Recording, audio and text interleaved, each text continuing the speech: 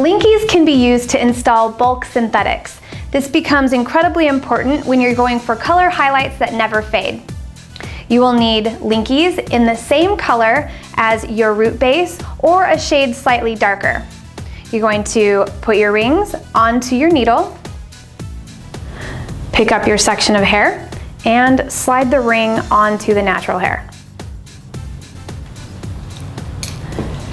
Pick up your synthetics and make sure that it's folded equally in half so that you have the curve.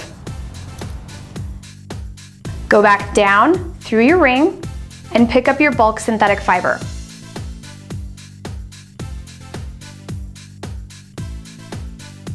Pull the fiber into the ring so that you're leaving the loop exposed at the top.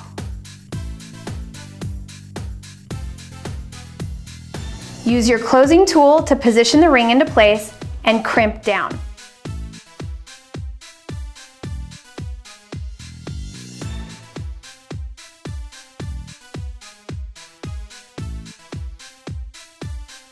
Continue adding until you have completed your style.